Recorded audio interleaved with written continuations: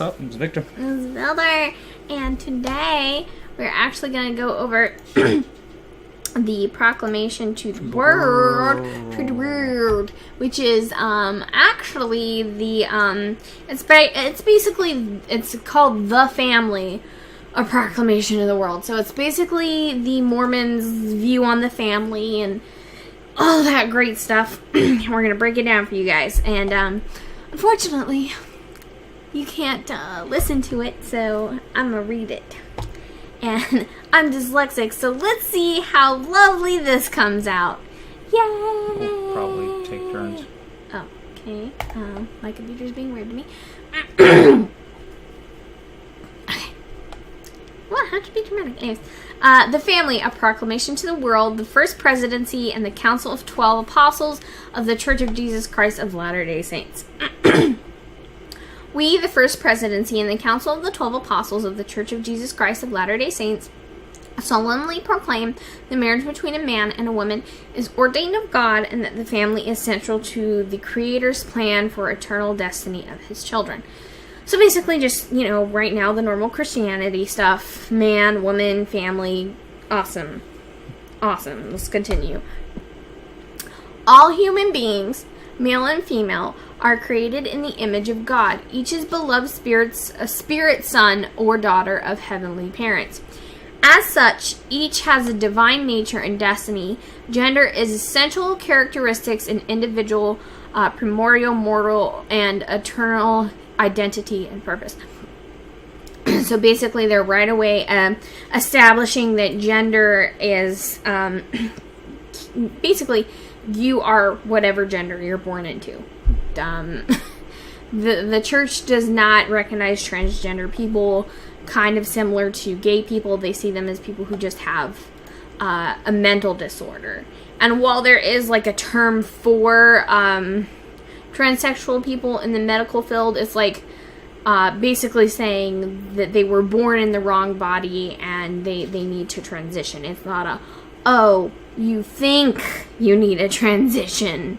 Yeah. But you don't really. Yeah, it's a medical term used to help people transition. I was gonna say the path. Yeah, the medical path that's popular in the medical field now. This caters more towards to an approach that focuses on most people having the option that's going to make them happy, which usually involves some form of transitioning. They use it to diagnose it, to make sure that people actually have, the traits that, they actually have whatever it's called in which they need to transition. Because for some people, just some people, there are people who think they need to transition, and they don't really, because what it is they think it'll make them happy because they have a lot of other stuff going on.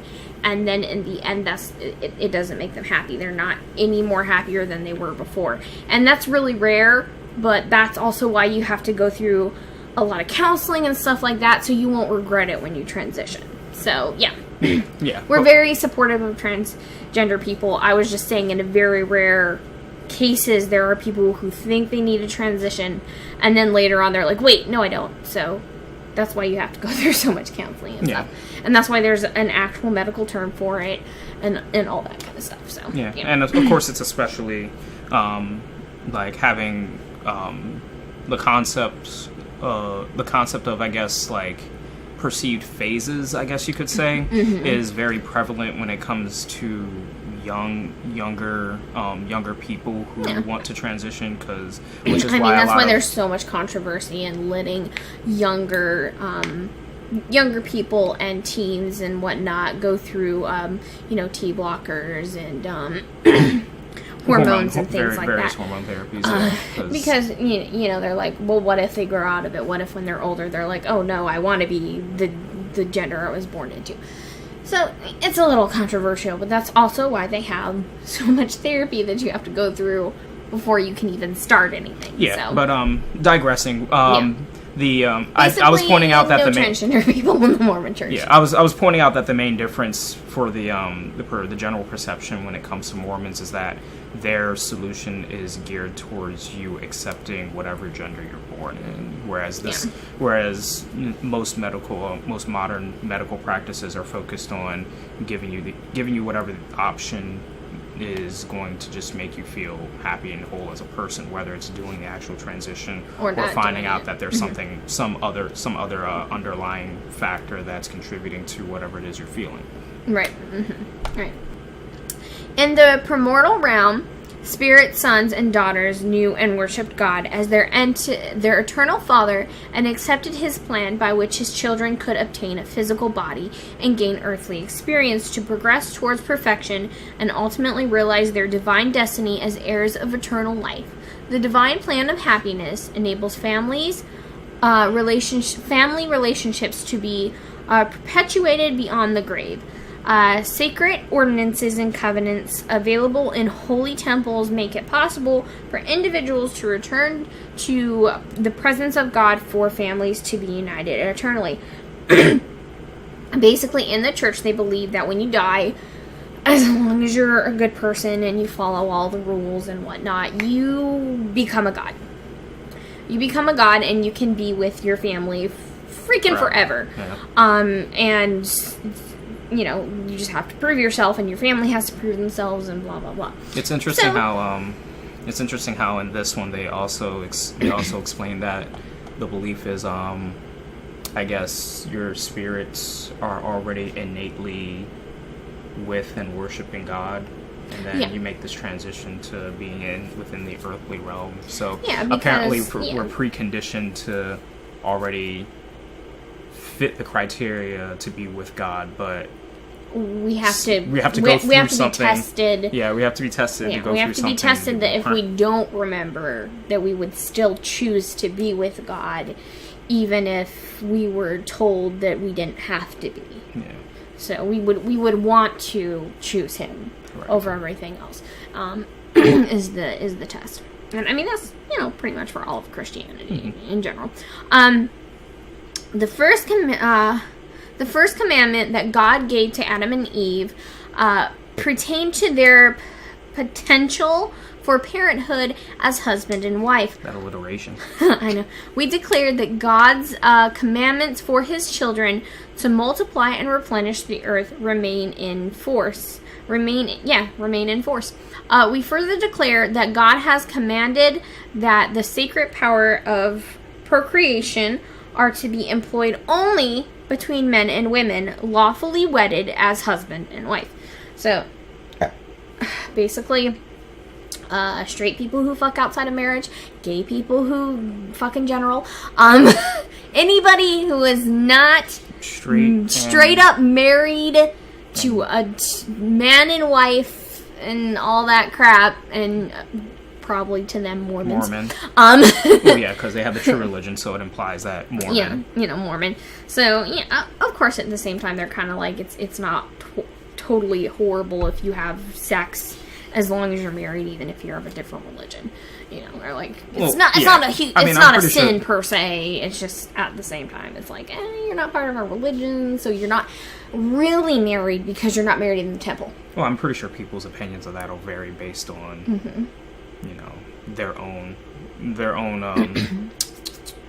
I guess their own metabolism or their own processing of the I mean, because in general with Mormons and LDS, my parents don't see us as married in the eyes of God because we didn't get married in the temple. So let's say we were Christians, right? Yep. And we got married. We'll say we're Baptists and we got married in the Baptist church.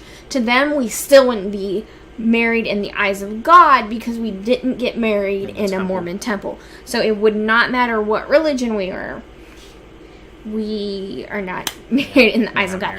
Technically, in every religion we're not, because we just went to the courthouse. We just went to the courthouse because, one, we're not religious people.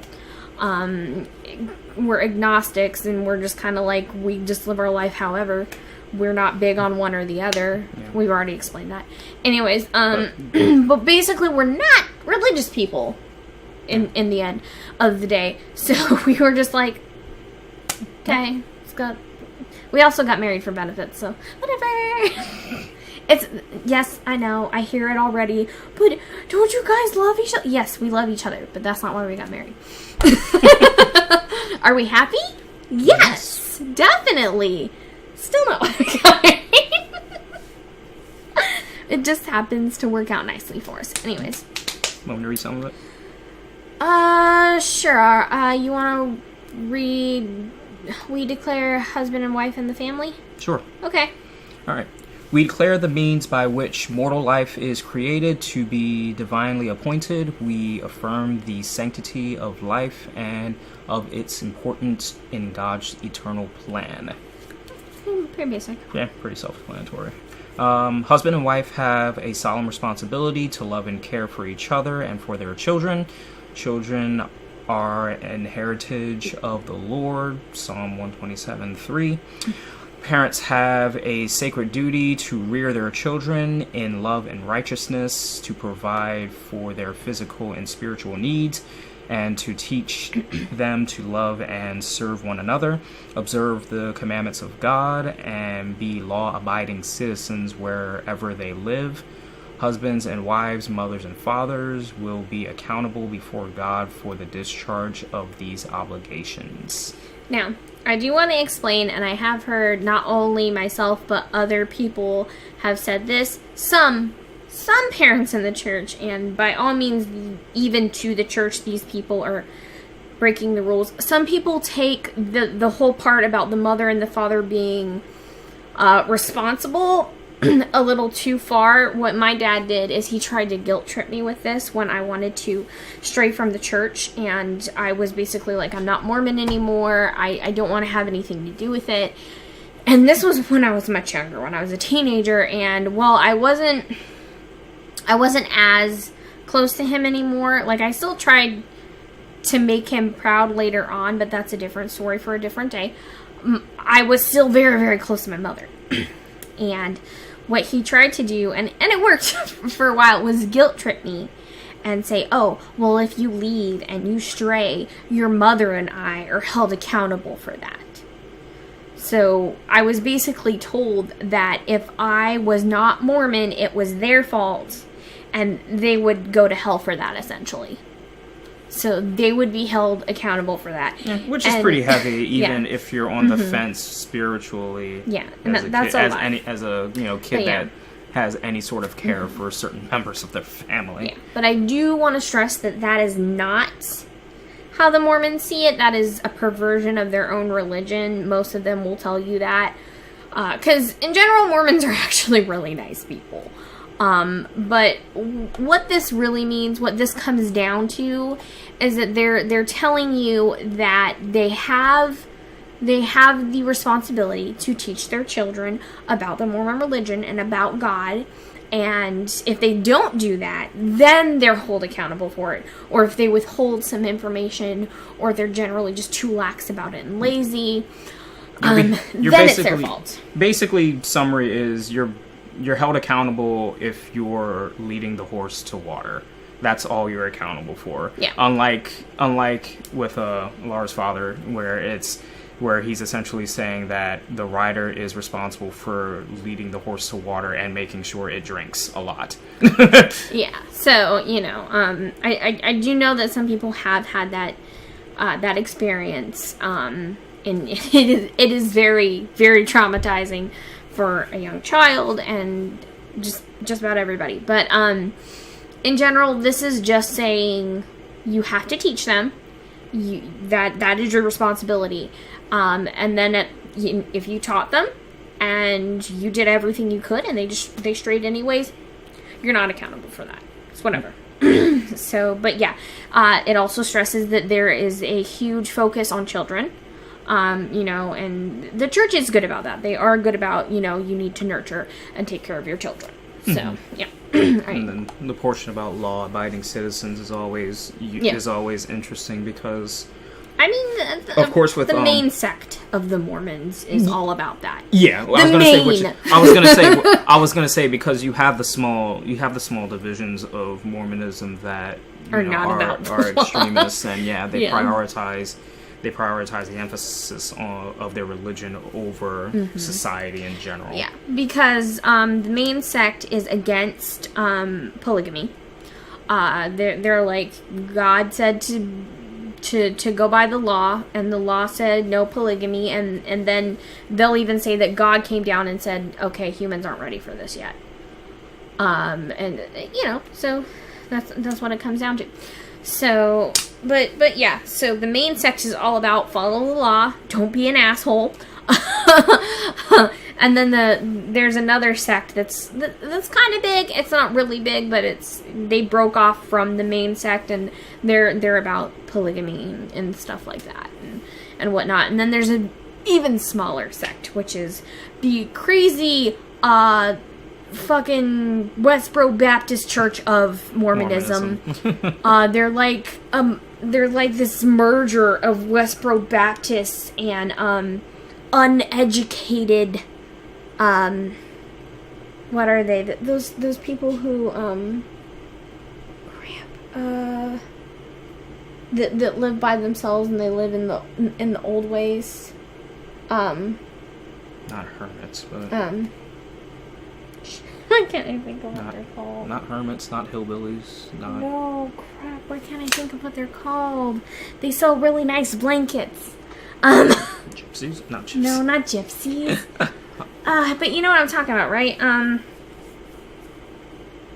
Like when they turn 13, they allow them to go out in the world and... Amish. The Amish. They're like uneducated Amish people. And because the Amish are actually really smart. Uneducated Amish people and Westboro Baptist Church all merged. I'll see if I can find the video about it again and link it. It's so freaking scary. Anyways, let's see, but yeah, forward. Go ahead and read the family. Yep.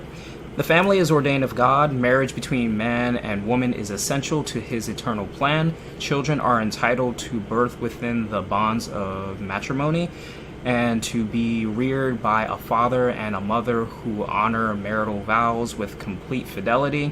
Happiness in family life is most likely to be achieved when founded upon the teachings of the Lord Jesus Christ. Successful marriages and families are established and maintained on principles of faith, prayer, repentance, forgiveness, respect, love, compassion, work, and wholesome recreational activities.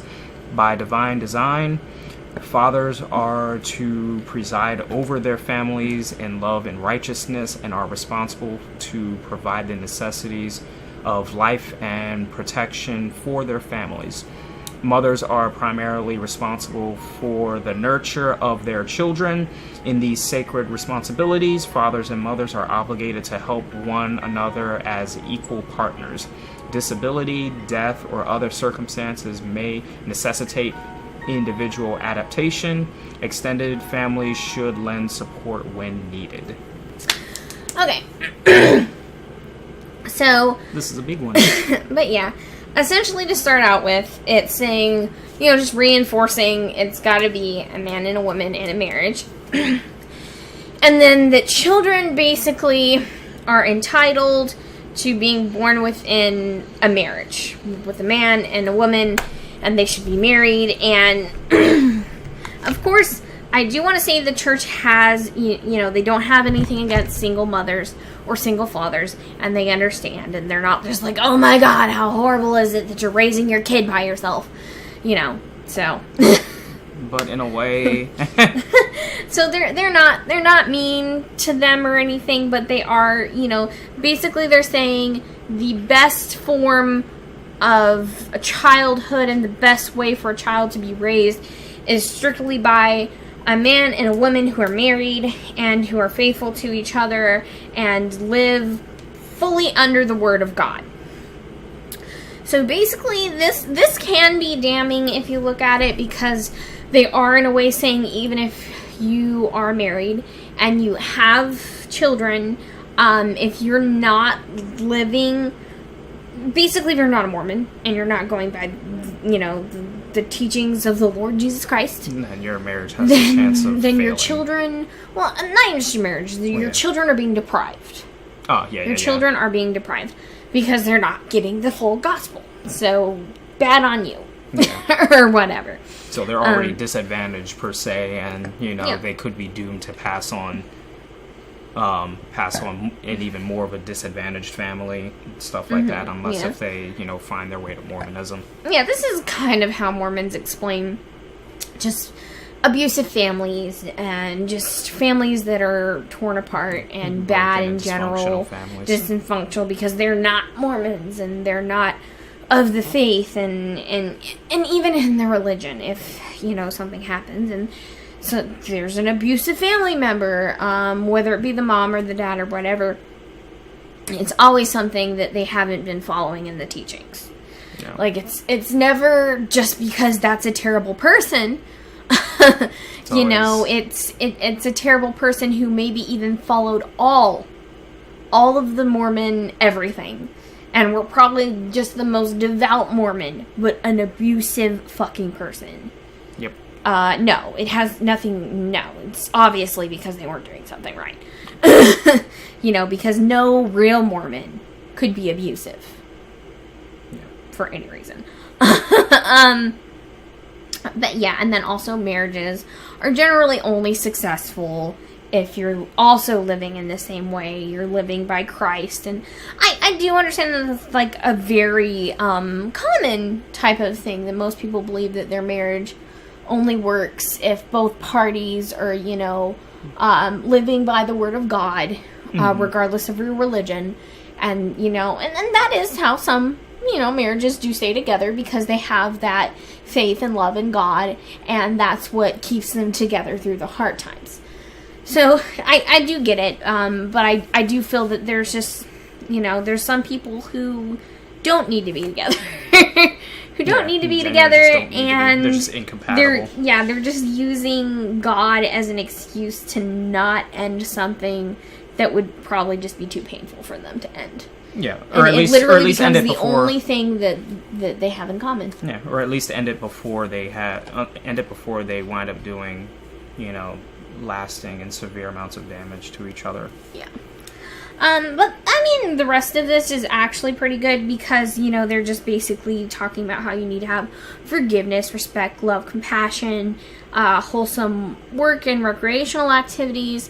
Mormons are pretty strict on what you can and cannot do recreationally, because, and my parents are guilty of not really going on the guidelines of what is okay, because, like, with video games, they play video games that I'm pretty sure the church would not approve of.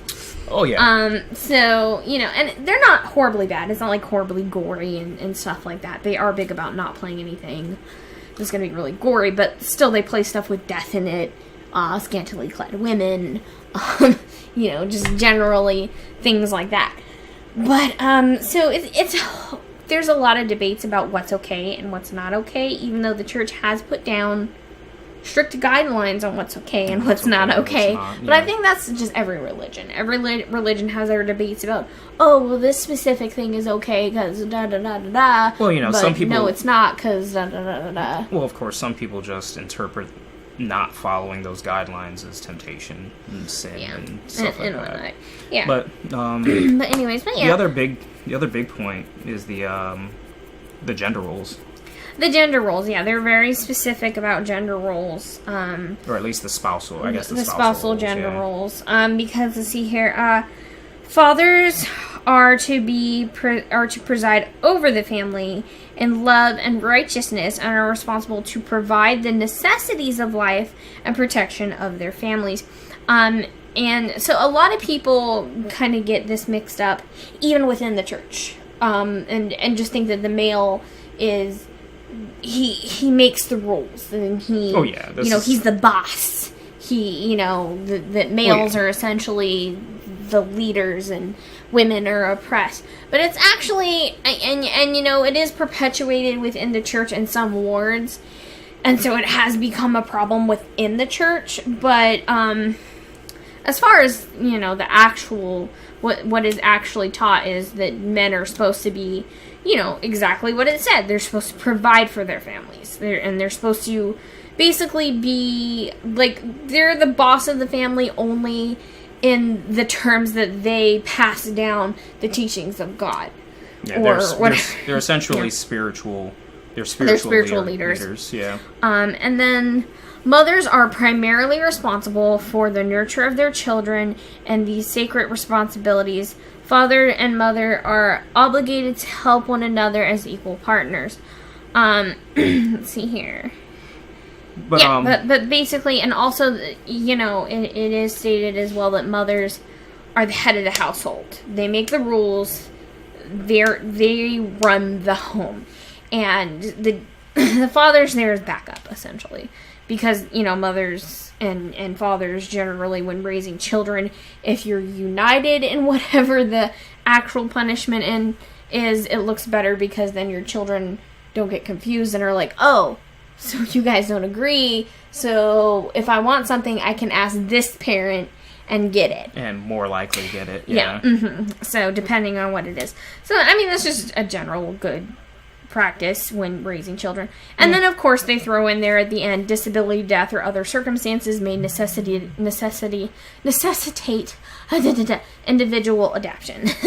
Extended family should lend support when needed. And this is just basically them being like, we understand, people die, stuff happens, sometimes mothers have to work, sometimes people die, other times they're single parents. Injuries, disabilities happen. Things like that. Yeah. So they're still saying that they get it, that sometimes this does not fit every single person. But this is, basically for them, this is their ideal family situation.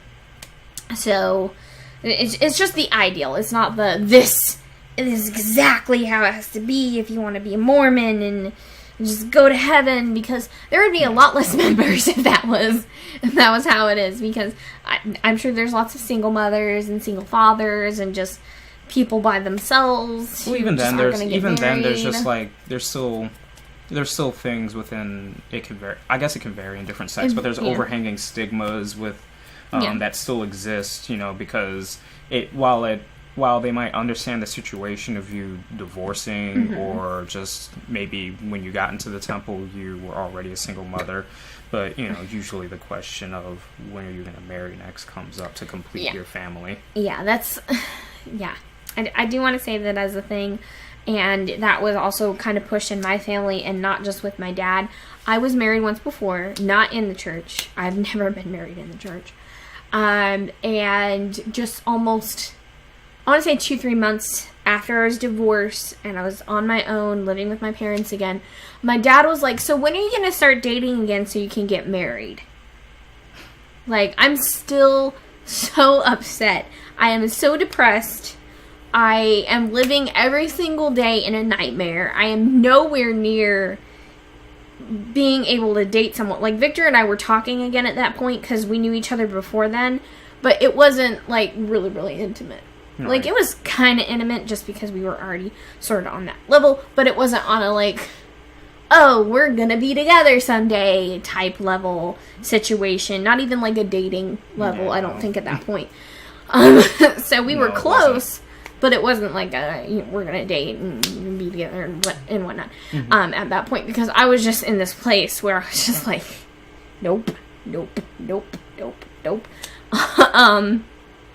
And just other reasons. But anyways, my dad was just when are you gonna get married? And my grandmother, granted, she waited a year. She was also so when are you gonna date a nice Mormon boy and get married in the temple? I was yeah, Grandma. Yeah. She waited till I was better. She definitely did wait, because my grandma's a wonderful person. She really is. But just as soon as she realized I was okay, she was like, so, when are you gonna date again? Yeah. When are you gonna date?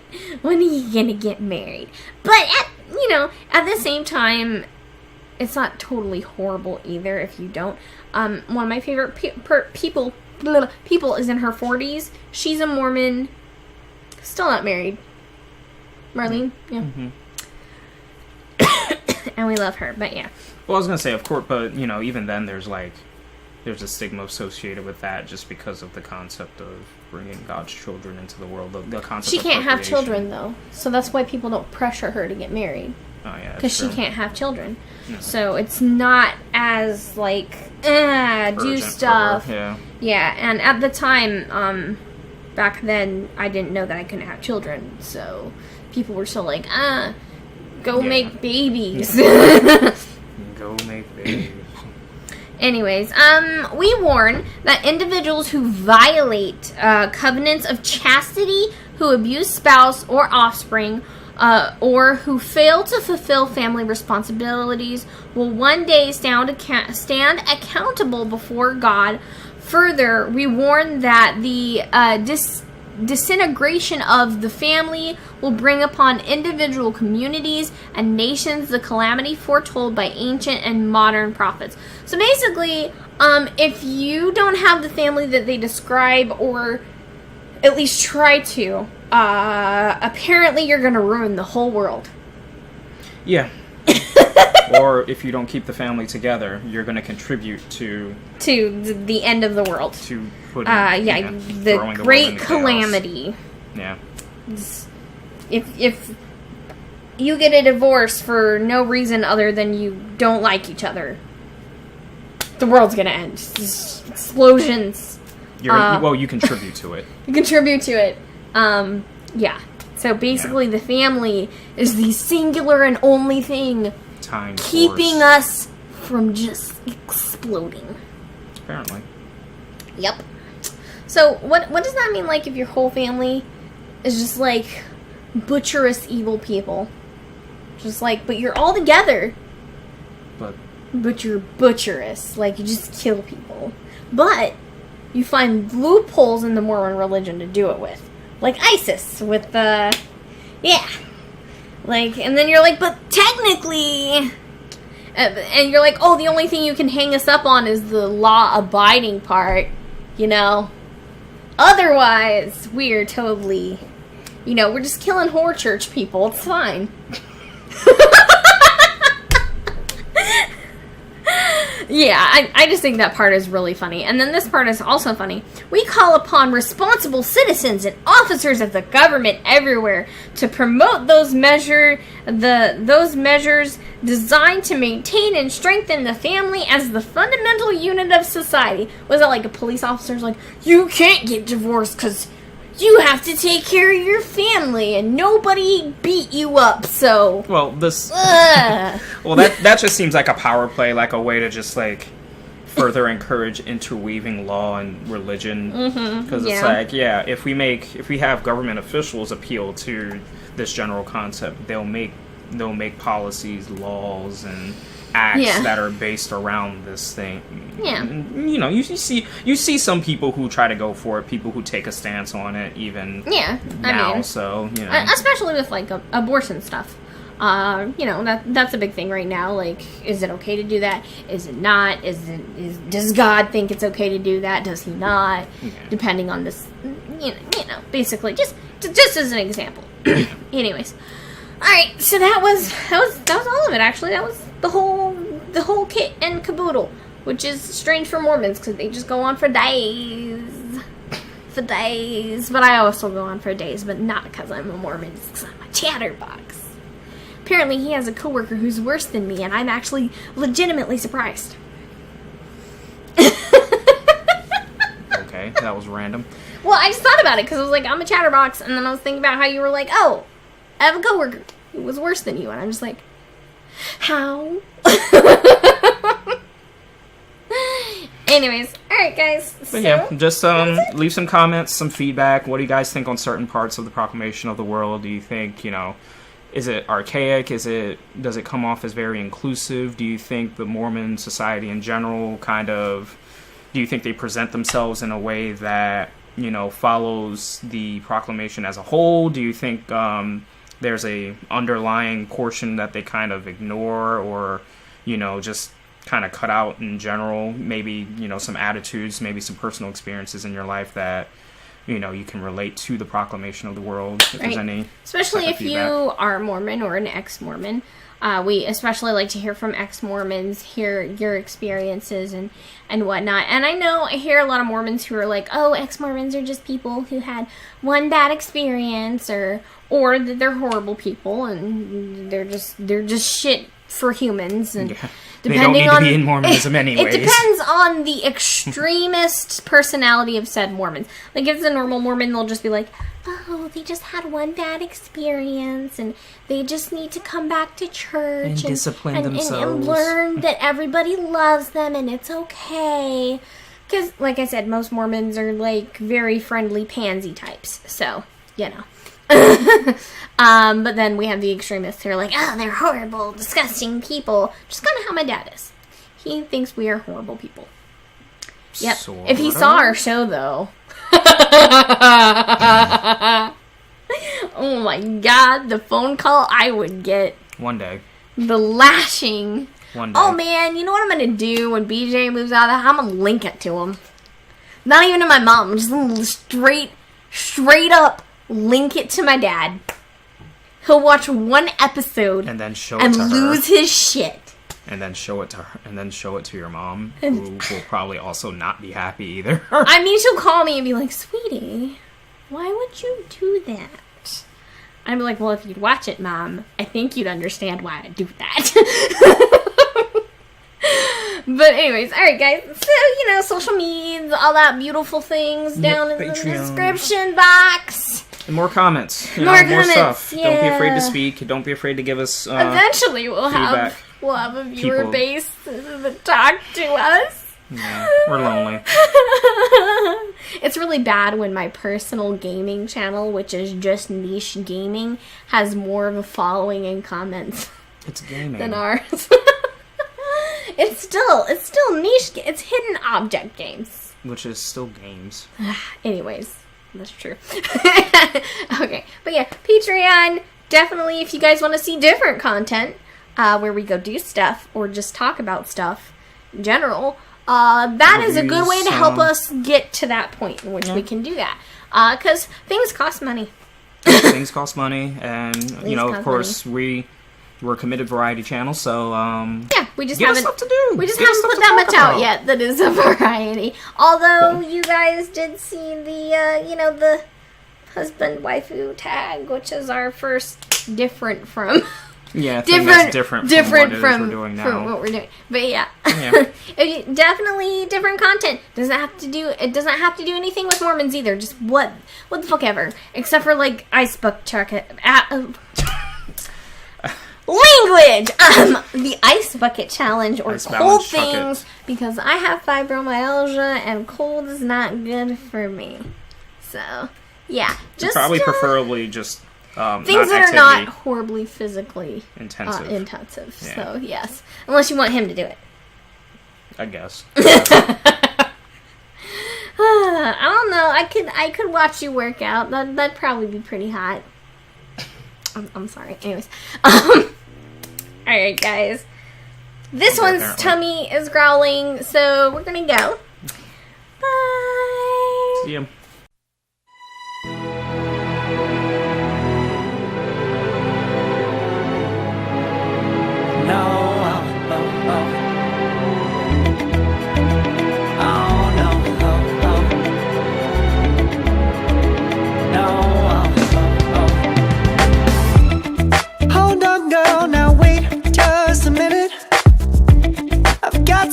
To say you should hear it.